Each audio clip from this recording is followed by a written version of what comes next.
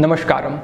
आज के समय में व्यक्ति बहुत सारे कार्य करता रहता है जिसके कारण उसके जीवन में बड़ी व्यस्तता रहती है। उस व्यस्तता के कारण जब वो अपने स्वास्थ्य की तरफ ध्यान नहीं दे पाता तो उसके शरीर में बहुत सारी विकृतियां आनी शुरू हो जाती हैं, जिसके कारण वो जिस उद्देश्य की तरफ आगे बढ़ रहा था उसको भी प्राप्त नहीं कर पाता। उसका मार्ग जैसे उसे रुका हुआ, ठहरा हुआ, बाधित अनुभव होता है। तो ऐसी स्थितियों में व्यक्ति क्या कर सकता है, उसके विषय में आज हम बात कर रहे हैं। और आज हम आपके साथ साझा करेंगे एक महत्वपूर्ण योग क्रम, जिसको यदि व्यक्ति निरंतर नियमित रूप से अभ्यास करता है उसका, तो जैसे समझें कि कायाकल्प व्यक्ति अपना कर सकता है, लेकिन निरंतरता आपको बनाए रखनी होगी। उस अभ्यास के साथ साथ हम आपके साथ कुछ ऐसे महत्वपूर्ण 5 नियम साझा करेंगे जिनको आप अगर फॉलो करते हैं तो उस अभ्यास से आप और अधिक लाभ ले सकेंगे। तो बढ़ते हैं अपने उन नियमों की तरफ। सबसे पहला जो आपको ध्यान रखना है वो ये है कि आपका रूटीन ठीक होना चाहिए, क्योंकि योग एक अनुशासन है। योग मात्र इतना नहीं है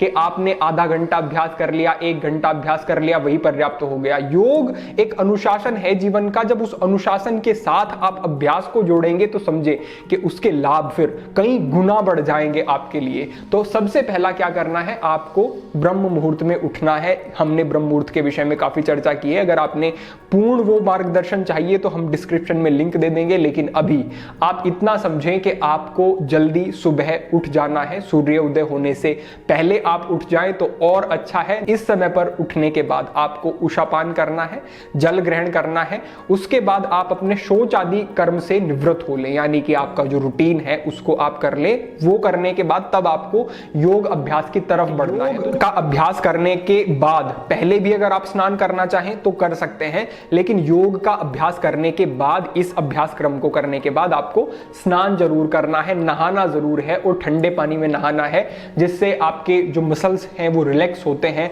आपकी इम्यूनिटी बढ़ती है, व्हाइट ब्लड सेल्स हैं शरीर में, उनका जो संख्या है वो बढ़नी शुरू हो जाती है। आपके लिए विशेष महत्वपूर्ण है तो कि आपको स्नान जरूर करना है अपने अभ्यास के बाद। चौथे स्थान पर आपको पूरे दिन में पर्याप्त मात्रा में पानी पीना है। अगर आप पानी नहीं पिएंगे तो डिटॉक्स नहीं हो पाएगा, शरीर की अशुद्धियां निकल नहीं पाएंगी। और आप समझें कि योग में जब आप आगे बढ़ना चाहते हैं तो समझे कि शरीर से जो विषाक्तता है, जो गलत इंप्योरिटीज जो आपके शरीर में इकट्ठी हो गई हैं, उनको बाहर निकालना जरूरी है। इसीलिए योग के अंतर्गत षटकर्म का एक बड़ा स्थान रखा गया है। षटकर्म के अंतर्गत हम क्या करते हैं कि हम अपने शरीर की सफाई करते हैं। तो सफाई करने का एक सरल तरीका है कि आप पूरे दिन में अच्छी मात्रा में पानी पिएं, वो आपको रखना है। और अगर योग का अभ्यास करते हुए बीच में भी आपको प्यास लगती है तो थोड़ी मात्रा में आप जल ग्रहण कर सकते हैं, ज्यादा बिल्कुल नहीं, लेकिन थोड़ी मात्रा में कर सकते हैं। तो चौथे स्थान पर इस बात का ध्यान रखना। 5वें स्थान पर आपको आपके भोजन की तरफ विशेष ध्यान देना है। सात्विक आहार आपको लेना है। सात्विक आहार की एक बड़ी व्यापक अवधारणा है, लेकिन अभी हम उसके बारे में बात नहीं करेंगे।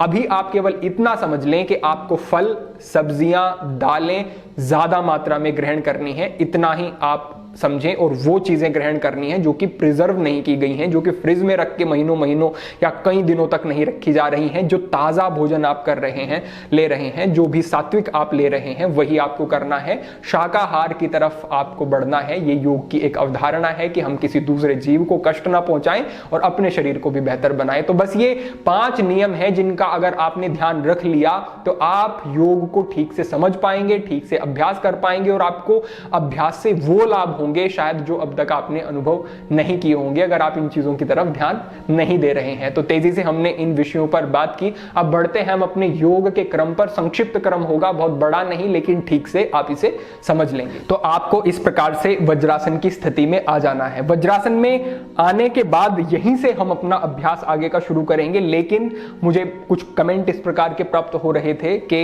हम जब वज्रासन करते हैं तो हमारे घुटनों में दर्द होता है, हमें ठीक से हो नहीं पाता, हमारे नीज में प्रॉब्लम रहती है, या फिर हमें जो सरफेस है नीचे का उसमें चुभन होती है, जैसे पैरों में। और इस प्रकार के मुझे कुछ प्रश्न प्राप्त हुए कि ऐसी स्थिति में क्या कर सकते हैं। तो आप ध्यान रखें कि अगर आपके घुटनों में कोई समस्या है तो आपको बड़ा ही एक सरल सा प्रयोग कर लेना है वज्रासन में। या फिर जो व्यक्ति ज्यादा देर तक वज्रासन में नहीं बैठ पाते हैं और वो करना चाहते हैं वज्रासन का अभ्यास, तो वो भी कर सकते हैं। भोजन करने के बाद भी ऐसा कर सकते हैं कि आप ऐसे एक तकिया ले सकते हैं और उसको इस प्रकार से अपने पिंडलियों के और अपनी जंघाओं के बीच में पीछे इस तरह से रख सकते हैं। और ऐसे रखने के बाद जैसे ही आप यहाँ पर बैठेंगे तो आप अनुभव करेंगे कि ये वज्रासन में आपके लिए काफ़ी सुविधा हो जाती है, काफ़ी सरल हो जाता है, क्योंकि जिनकी थाइज बहुत ज़्यादा हैवी होती हैं, जो बहुत ज़्यादा फैट आ गया है, तो उनके लिए वज्रासन में कई बार बड़ी असुविधा हो जाती है। ऐसा करने पर उनको एक स्पेस मिल जाता है जिससे कि वज्रासन करना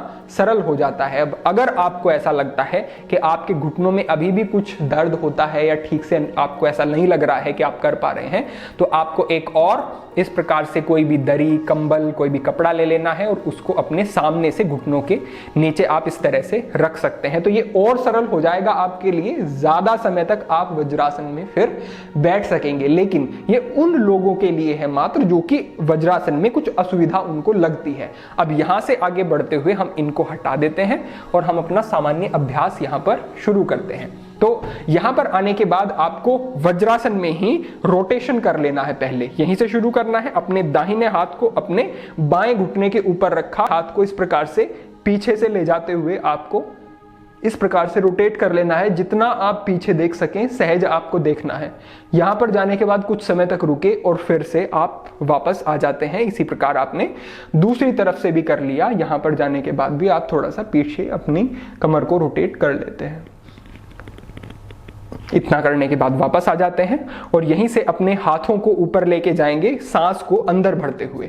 तो सांस को अंदर भरा और अपने हाथों को इस प्रकार से आप ऊपर लेकर के गए और यहीं से दाईं तरफ आप जाएंगे जितना भी जा सकें। उसके बाद आप बाईं तरफ जाएंगे, फिर आप दाईं तरफ, कुछ समय रुकने के बाद फिर से बाईं तरफ। तो इस प्रकार से आपने ये रोटेशन किया और ये थोड़ा स्ट्रेच किया, तो इससे केवल आपका शरीर कुछ तैयार हो जाता है आगे के अभ्यास के लिए। जो भी हम अभ्यास यहाँ पर आपके साथ साझा करते हैं उनमें एक विशेष सजगता ये रखती है आपको कि उनमें रुकना है। अगर हम बहुत अधिक समय तक उस अभ्यास में रुक के आपको बताएंगे तो बहुत लंबा हो जाएगा मार्गदर्शन, आपको भी असुविधा होगी और ठीक से समझ भी नहीं पाएंगे। तो समझ यही रखनी है कि आप जितना ठहर सकें उतना ठहरना है, क्योंकि हम कभी भी ये नहीं कहते कि आप बहुत तेज गति से अभ्यास करें। ऐसी हमारी अवधारणा नहीं है और ना ही ये हठ योग के सिद्धांत हमारे ऋषि, हमारे योगी हमें बता के गए। तो इससे आगे बढ़ते हुए हम दो अभ्यास करते हैं। पहला अभ्यास हमारा पीछे हम उसमें जाएंगे और आगे के अभ्यास में उसके बाद हम जाएंगे। तो ये दो अभ्यास का जो कॉम्बिनेशन बनेगा, समझे कि आपके पूरे जो भी सामने वाली पूरा शरीर है उसमें एक पूरा स्ट्रेच होगी, पूरी मसल्स में एक अच्छी स्ट्रेच मिलेगी, पूरा फैशिया जो है आपका वो भी स्टिफ नहीं रहेगा, खुलना शुरू हो जाएगा। और जब आप आगे जाएंगे तो उसका काउंटर पोज भी वो हो जाएगा, तो कोई बैक में इशू नहीं आएगा, कोई समस्या नहीं आएगी, बिल्कुल ये आपके लिए सेफ रहेगा, अच्छा रहेगा। कैसे करना है, आपको इस प्रकार से अपने हाथों को अपनी कमर पर रखना है, अंगूठे आपकी स्पाइन के बिल्कुल बीच में इस प्रकार से आपको रखने हैं और कोहनियों को बाहर से थोड़ा सा अंदर लेकर के जाना है। यहीं से आपको सांस भरना शुरू करना है और ऊपर जाना शुरू करना है। सांस भरते ऊपर गए और यहीं से पीछे।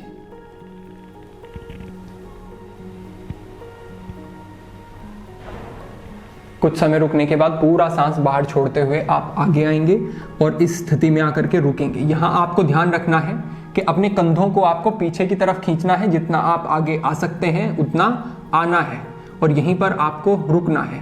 जब आप अपने कंधों को पीछे की तरफ खींचेंगे तो आप समझें कि अच्छे से आप सांस ले पाएंगे। सामने वाली इस स्थिति में आने के बाद आप सांस छोड़ भी सकते हैं, सांस ले भी सकते हैं। लेकिन जब आप पीछे की तरफ जा रहे हैं, जो पीछे वाला आपने अभ्यास किया, अर्ध उष्ट्रासन का अभ्यास भी आप उसे कह सकते हैं, लेकिन उसमें आपको जितना उसे एडवांस कर सकें, जितना उसमें आप पीछे जा सकें, अपनी अपनी फ्लेक्सिबिलिटी के आधार पर। कोई बहुत कम जा पा रहा है तो संकोच नहीं करना है। ऐसा नहीं कि मुझे लाभ नहीं होंगे, ऐसा कुछ नहीं होता। अपनी अपने शरीर की स्थितियां होती हैं। ज्यादा जा पा रहे हैं, अच्छा है। कम जा पा रहे हैं, बिल्कुल ठीक है। जितना जाएं आराम से जाकर के सांस को अंदर ही लेकर रखना है। ध्यान रखें कि जब आप सांस को अंदर लेके पीछे की तरफ जा रहे हैं और पीछे रुक रहे हैं, आपने सांस रोका हुआ है तो शरीर पर कुछ दबाव भी अगर आ रहा है तो उस दबाव को आपका शरीर सहज ही उठा सकता है, संभाल सकता है, क्योंकि आपने ये सांस रोक करके आप आपने एक क्षमता को जैसे अपनी वहां पर बढ़ा लिया है। आप देखें, जब आप कोई भी अपना काम भी करते हैं जिसमें कि ज्यादा बल की जरूरत है तो सहज ही आप सांस को अंदर भर के और रोक लेते हैं, क्योंकि वहां पर ज्यादा ताकत की जरूरत है, वहां पर शरीर उस स्थिति में आ जाता है। तो इसी प्रकार से जो भी ऐसे अभ्यास होते हैं जिसमें कि कुछ क्षमता हमारी ज्यादा लग रही होती है, तो उसमें हम सांस को अंदर लेकर के, विशेष रूप से पीछे जाने वाले अभ्यासों में सांस को अंदर लेके अंदर रोक लेते हैं, तब अभ्यास करते हैं। तो दो ये अभ्यास हैं आपके। इतना कर लेने के बाद आपको अपने पैरों को यहीं पे रखना है और अपने हाथों को इस प्रकार से आप आगे लेकर के जाएंगे और अपने फोरहेड को आप पूरा इस प्रकार से रेस्ट कर देंगे। कोई ऐसे इस तरीके से जैसे हमने रखा है, कपड़ा रख सकते हैं और इस स्थिति में आ जाएंगे और यहीं से अपनी कमर को जितना आप खींच सके। आप समझें कि अगर आपने अपनी स्पाइन को ठीक रख लिया, अलाइन रख लिया, तो समझें कि योग में आपकी बड़ी अच्छी प्रगति होगी। तो आप अपनी स्पाइन को पूरा स्ट्रेच कर लें, पूरा जैसे उसको एक स्ट्रेस अगर वहां पर कोई है तो वो रिलीज हो जाएगी, बहुत अच्छा एकदम से आपको अनुभव होगा, ऊर्जा बढ़ेगी, आलस्य समाप्त हो जाएगा। तो ऐसे आपको इसको यहाँ पर रुकना है और खींचना है। इतना रुकने के बाद वापस आपको यहीं से पर्वतासन में जाना है। पर्वतासन के लिए इस प्रकार से आप आ जाते हैं। यहां पर कुछ सजगताएं आपको रखनी है। सबसे पहला, आपको आपकी एड़ियों की तरफ ध्यान देना है। देखना है कि एड़ी उठी हुई नहीं होनी चाहिए, पूरी मैट से स्पर्श होनी चाहिए। दोनों एड़ियों की तरफ आपने ध्यान दे लिया, अपने हाथों को आगे रखा और यहीं पर आपको ध्यान रखना है फिर कि स्पाइन को यहां पर भी पूरा एक स्ट्रेच करना है। ऐसा नहीं है कि इस प्रकार से पर्वतासन हो रहा है, कोई अलाइनमेंट नहीं है, घुटने सीधे नहीं है और आपकी एड़ियां उठी हुई हैं। इस प्रकार का अभ्यास अगर आप कर रहे हैं तो समझें कि कोई लाभ आप उससे ले नहीं पा रहे हैं। फिर तो ठीक अभ्यास वही होगा जब आपने अपने घुटनों को सीधा रखा, एड़ियां आपकी मैट से स्पर्श हैं और अपनी स्पाइन को आप स्ट्रेट कर रहे हैं, फोरहेड को आप मैट के नजदीक ले जा रहे हैं। तो इस स्थिति में आपको रुकना है। यहाँ कुछ समय रुकने के बाद जितनी देर रुक सके यहीं से दंडासन की स्थिति में आ जाना है, इस प्रकार से सीधा हो जाना है। यहाँ पर भी आपको रुकना है जितना भी आप सहजता से रुक सकें। अपनी क्षमता के अनुसार रुकने के बाद धीरे, तेज नहीं, धीरे से इस प्रकार से नीचे आना शुरू करना है और यहां पर आपको रुकना है। जितनी देर हो सके रुकें, फिर नीचे और यहीं से भुजंगासन की स्थिति में आप चले जाएंगे। यहां रुकने के बाद फिर से वापस आप आएंगे और एक और चीज महत्वपूर्ण जो है वो हम समझ लेते हैं। अगर किसी व्यक्ति से यहां से, मुझे कई बार ऐसे जिज्ञासाएं प्राप्त हुई कि हम चतुरंग दंडासन में यहाँ पर रुक नहीं पाते हैं, तो इस स्थिति में हम क्या कर सकते हैं। तो आप कर ऐसे सकते हैं कि अपने घुटनों को नीचे रख सकते हैं इस प्रकार से और यहाँ पर आके आपको नीचे जाना शुरू करना है और ध्यान रखना है कि आपको अपने नितंब को, पेल्विक रीजन को ऐसे ऊपर की तरफ रखते हुए तब नीचे जाना है। तो यहां पर जाकर के आप रुक सकते हैं।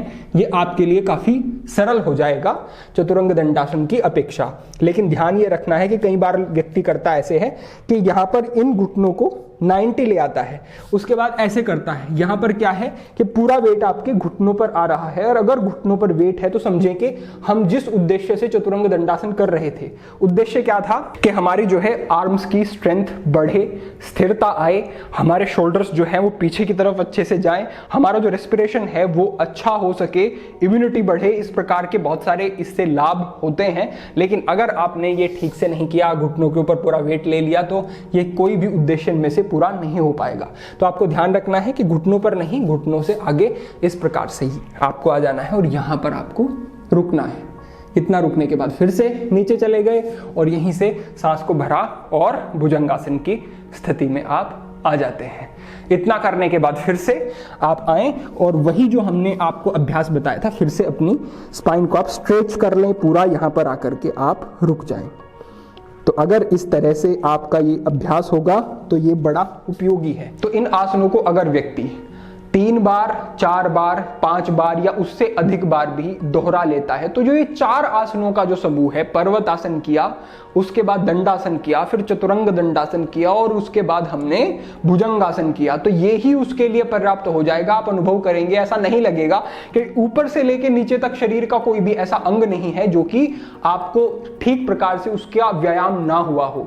और आप समझें कि यहाँ पर आपकी इम्यूनिटी के लिए, आपके रेस्पिरेटरी सिस्टम के लिए, आपके रिप्रोडक्टिव सिस्टम के लिए, आपकी स्पाइन के लिए बहुत अच्छा काम हो जाता है। और अगर आपने अपने श्वसन तंत्र, रेस्पिरेशन को अच्छा बना लिया, आपने अपनी स्पाइन को ठीक रख लिया, आपका डाइजेशन अच्छा है, तो आप समझें कि आपको फिर कोई बीमारी नहीं होगी और आप एकदम ऊर्जावान रहेंगे, पूरा दिन अच्छे से अपने कार्यों को संपादित कर सकेंगे। तो करना बस इतना है, बहुत लंबा कोई अभ्यास नहीं है। हमने ये बताया आपको इस तरह से, इसलिए इसमें इतना समय भी लगा। अगर आप इसको अभ्यास करेंगे तो बहुत अधिक समय की बात नहीं है। अगर कोई व्यक्ति 10 मिनट भी लगातार इस अभ्यास को कर ले, ये जो हमने बाद में 4 आसनों का समूह बताया और पहले शरीर को तैयार करने के लिए वो अभ्यास कर ले जो शुरू में बताए, तो आप समझें कि एक पूर्ण व्यायाम आप अनुभव करेंगे और बहुत ही कम समय में। तो हमारे पास इतने सुंदर, इतने अच्छे अभ्यास हैं और फिर भी हम इनसे लाभ ना उठाएं तो ये बड़ी विडंबना की बात होगी। तो हम अपेक्षा करते हैं कि आपको आज की सारी हमने जो आपको टिप्स दी या फिर जो भी हमने अभ्यास क्रम बताया वो ठीक से समझ आ गया होगा और आप इसका अभ्यास भी जरूर करेंगे। अगर अभ्यास करते हैं तो निश्चित रूप से आपको विशेष लाभ इससे प्राप्त होंगे। भविष्य में आपकी जिज्ञासाओं के अनुरूप और जो हमें लगे कि आपके लिए महत्वपूर्ण है, हम आपके साथ साझा करते रहेंगे। आपका भी एक यहाँ पर छोटा सा कर्तव्य है कि आप अपने इन सनातन योगिक सिद्धांतों को अग्रेषित करें, दूसरे व्यक्तियों तक पहुंचाएं, जिससे कि अन्य व्यक्ति भी इन सब चीजों से लाभ उठा सकें और योग को ठीक अर्थों में समझ सकें। आज के लिए यही मार्गदर्शन था। भविष्य में अन्य विषयों पर चर्चा होगी। सभी के लिए प्रार्थना, सभी के लिए मंगल कामना। आज के लिए इतना ही। ओम नमः शिवाय।